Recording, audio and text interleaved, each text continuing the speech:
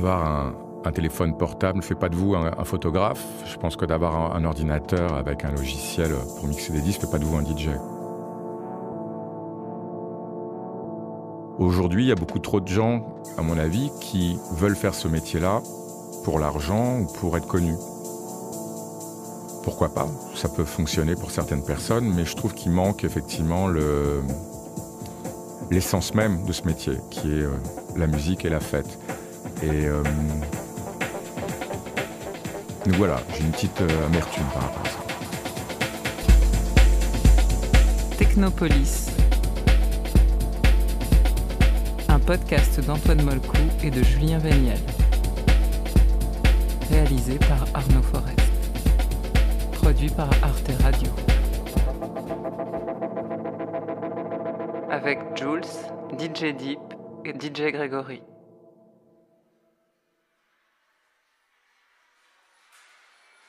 La grande différence avec la période actuelle et le début des années 90, c'est qu'aujourd'hui, tout le monde peut se considérer comme DJ. Jules. C'est-à-dire que la technologie actuelle permet effectivement à n'importe quelle personne de mixer ces quelques morceaux ensemble et d'animer la soirée de sa petite sœur ou de son meilleur pote. Tout le monde est DJ maintenant, ou tout le monde peut l'être, tout le monde pense l'être, mais un vrai DJ, c'est pas ça. Un vrai DJ, c'est pouvoir lire une piste de danse, pouvoir lire un public, s'adapter, avoir une très grande culture musicale, et ça, il faut des années pour l'acquérir. L'autre grosse différence, et quelque chose effectivement qui me gêne un petit peu aujourd'hui, c'est qu'à mes débuts, le DJ d'une boîte avait autant d'importance que le barman ou que la dame pipi. Et la seule chose qui pouvait conduire quelqu'un à vouloir devenir un DJ, c'était l'amour de la musique ou l'amour de la fête, ou les deux. Donc aujourd'hui, le métier de DJ est vraiment mis en valeur sur les réseaux sociaux. Il faut lever les bras, DJ Deep. Être sexy, faire des photos, avoir des comptes Instagram, etc., etc. Et c'est devenu plus important que la musique qu'on joue et comment on la joue, quelquefois, pas tout le temps. Il y a des gens qui font leur métier avec passion et qui sont respectés pour ça. Et c'est vrai que pour les gens qui ne font pas partie de ce milieu ou qui ne connaissent pas ce métier, ou ça peut être des proches, de la famille, quelquefois, le métier que je fais, on se dit, bah oui, il est derrière des platines, il préfère la face A, il met la face A, il préfère la face B, il met la face B, c'est super sympa ce qu'il fait, je vois pas ce qu'il a à expliquer qu'il travaille toute la semaine à encoder ses disques et à réfléchir s'il vaut mieux jouer le nouveau Jeff Mills ou l'ancien Robert Hood. C'est vraiment des trucs de rigolo, quoi. C'est pas un métier, etc. Moi, je suis un anxieux passionné, donc j'y mets mes tripes et plein de réflexions, et peut-être trop quelquefois, voilà. Et j'aime bien cet artisanat-là, et je me bagarre pour qu'il continue à exister. Ce qui a le plus changé en 25 ans, DJ Grégory. c'est le fait d'abord que cette musique s'aseptise, qu'elle passe à la radio, et que les gens de la finance, les grosses compagnies de concerts se mettent à organiser des festivals. C'est ça qui est nouveau, et qui est énormément d'argent dans ce métier. Alors que ce n'était pas du tout le cas avant, puisqu'il n'y en avait pas du tout. Le DJ, pendant très longtemps, on lui demandait juste d'être DJ, c'est-à-dire de faire danser les gens. Après, on lui a demandé d'être aussi producteur, de créer sa propre musique. Ensuite, on lui a demandé d'avoir son propre label pour pouvoir sortir sa propre musique, voire d'organiser certaines soirées.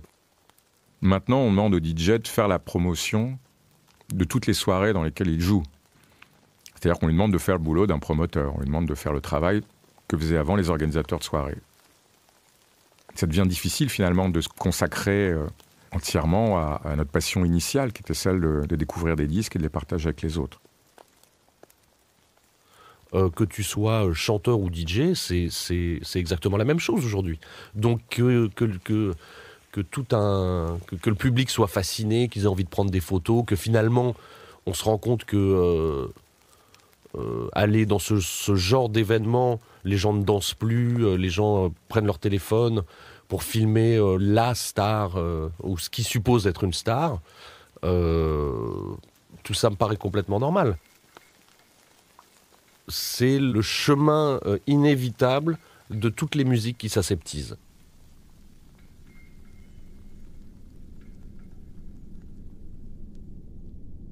Là où le métier a beaucoup évolué, c'est que désormais, depuis plusieurs années maintenant, on va avoir un DJ comme on va avoir un concert. C'est-à-dire que le DJ est sur une scène, il est éclairé, on attend de lui qu'il se passe des choses, enfin visuellement, qu'il ait une performance. Et ça, c'est pas le métier que j'ai choisi. Je me suis adapté, j'allais dire mon narcissisme s'est adapté, mais il y a des choses que j'arrive pas à faire. C'est-à-dire que je suis concentré sur ma musique, sur mes disques. Techniquement parlant, vraiment, si on est sérieux dans ce qu'on fait, dans ses mix, on peut pas avoir les bras en l'air toutes les 2 minutes. Donc oui, il y a un malaise en ce moment par rapport à ça.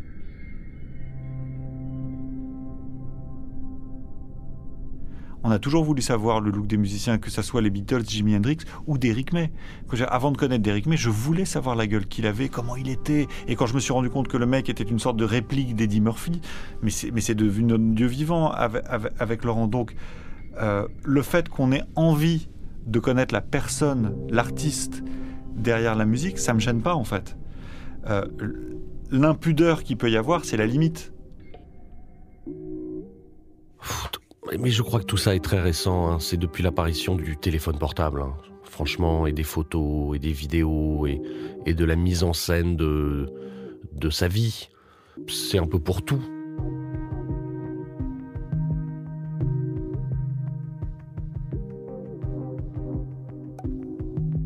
Les réseaux sociaux, je pense que même si j'avais grandi avec, j'aurais grandi avec comme je suis. Tu vois, j'aurais peut-être été plus malin à comprendre un algorithme, 1 ou 2 trucs, mais je serais pas devenu le Avicii de l'underground, tu vois. Je serais resté Cyril, voilà. Donc les réseaux sociaux, j'aime bien l'idée justement de s'en servir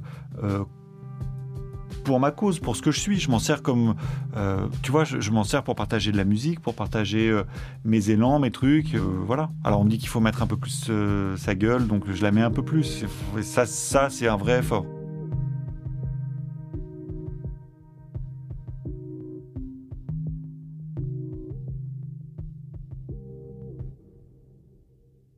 Mais tout dépend une fois encore ce que tu cherches. Certains DJ veulent gagner énormément d'argent. Ils veulent être consensuels et rassurants. C'est comme Jeff Koons, hein, qui dit dans les interviews, avec moi vous serez pris en main, je ne vous laisserai pas tomber.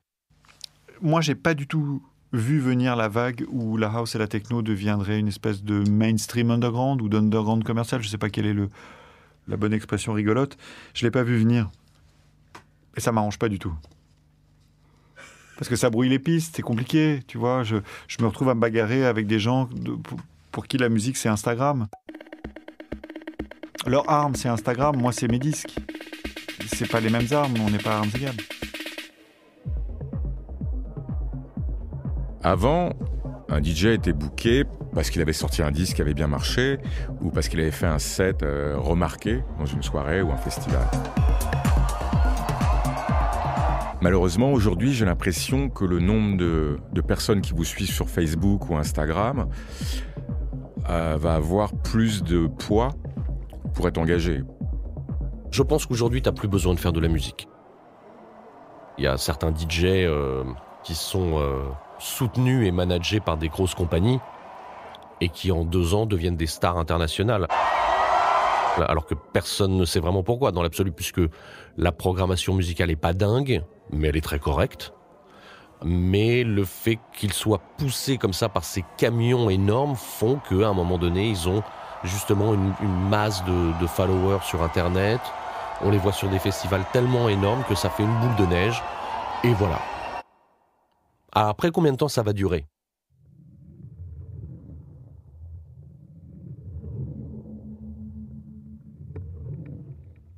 Si je devais changer quelque chose, mis à part quelques grands moments de musique que j'ai produits, je changerais tout. Je changerais tout. C'est-à-dire que je ferai en sorte de magnifiquement gagner ma vie et de ne plus travailler aujourd'hui. Ça fait aussi partie des questions qu'on vous pose quand on découvre que vous êtes DJ. Vous êtes à un dîner, parmi les questions. Et aussi, mais sinon, tu fais quoi d'autre dans la vie? Voilà, ça en général, c'est la deuxième question. Il se trouve que, non, je fais que ça, je suis DJ. C'est souvent suivi d'un « et tu vas faire ça toute ta vie ?» Donc cette idée de la reconversion, vu qu'on nous la pose à peu près toutes les semaines depuis 30 ans, on se la pose un peu aussi. Aujourd'hui, je fais un autre métier en parallèle du mien qui me rend vraiment heureux. Enfin, je le commence. C'est la musique à l'image. Je l'apprends, j'en ai fait pas mal. Je continue à en faire pas mal avec Romain Poncet. Et on a de plus en plus de commandes. Et c'est un défi qui me plaît beaucoup. Je crois quand même qu'il y a un moment où il faut... alors c'est pas tout de suite, hein, mais pas loin, je crois qu'il y a quand même un moment donné, il faut laisser la place. Simplement parce que on a vu ce mouvement arriver, évoluer, de créativité, de métier, de tout, de musique, d'innovation. J'ai eu un bol pas possible. Donc, je sais que gamin, ceux qui avaient mon âge ne m'intéressaient pas une seule seconde. Donc, je crois qu'il va quand même y avoir un moment où il faut aussi tourner la page. Ne serait-ce que par respect pour ce que toi-même tu as fait. J'avais complètement oublié, mais j'ai des potes DJ qui m'ont rappelé récemment que quand j'ai commencé ce métier, je leur disais qu'à 30 ans, je ferais autre chose. Et puis peut-être qu'à 30 ans, je leur disais à 40 ans, je ferais autre chose. Bon, là, j'ai envie de faire ce métier-là pendant encore une dizaine d'années, si possible. Peut-être faire d'autres choses en parallèle, mixer un peu moins, parce que je pense que j'ai aussi envie de lever un petit peu le pied. Mais arrêter complètement, ça me traverse pas l'esprit. Ma vie est pas terminée, donc DJ à vie, j'en sais rien. Ça aurait été une bonne partie de ma vie, ça c'est sûr. J'espère encore quelques années.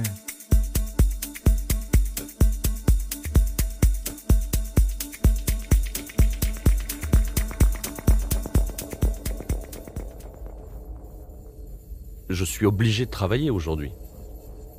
Les DJ qui sont un peu dans ma zone sont obligés de travailler, ou peut-être d'ailleurs de changer de métier, parce qu'on en est là aujourd'hui. Alors que les autres avec qui j'ai démarré n'ont plus besoin de travailler. Si je devais faire un autre métier, ce serait forcément quelque chose de créatif, mais quelque chose qui a un lien avec, pas forcément avec la musique, mais en tout cas un lien à la création. Ça, je vois pas faire autre chose. Donc le costume, non. Je pense que je serais pas banquier à 50 ans, ni expert comptable. Je crois qu'il est un peu tard pour faire ce genre de reconversion.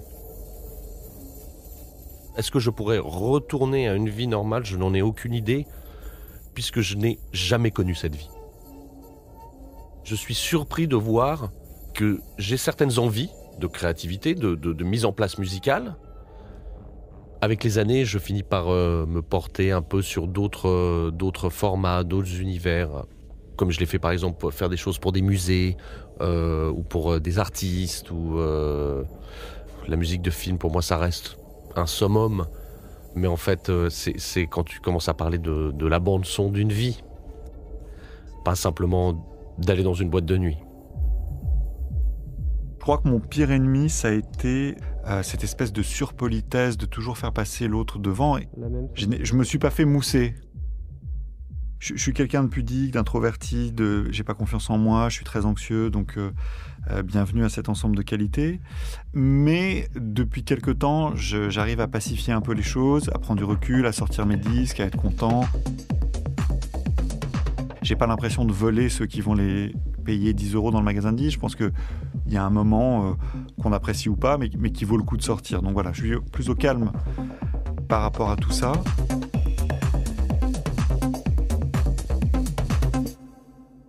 Vivre de sa passion, c'est vraiment quelque chose qui n'est pas donné à tout le monde. Il faut avoir conscience de cette rareté. Et puis c'est au-delà de ça. Bon, ok, je suis passionné de musique depuis toujours. C'est devenu mon métier. Super. Mais c'est voyage, quoi. Faire le tour du monde, rencontrer autant de gens, autant de cultures, goûter à tellement de plats. Enfin, voilà, ça fait partie des plaisirs de ce métier. Et au-delà du fait de partager la musique qu'on aime avec les autres et de les faire danser, ça n'a pas de prix et je ne changerai rien. Je suis très conscient d'avoir la chance d'avoir laissé une empreinte, d'avoir laissé quelque chose sur ce mouvement musical à travers les années. C'est ce dont je suis le plus fier d'ailleurs. Je crois que j'ai eu beaucoup de chance. J'ai eu beaucoup de chance, mais j'avais beaucoup de choses à dire. Le public ne vieillit jamais.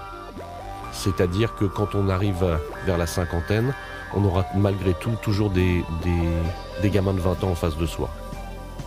Et on a été ce gamin. Et il faut s'en souvenir.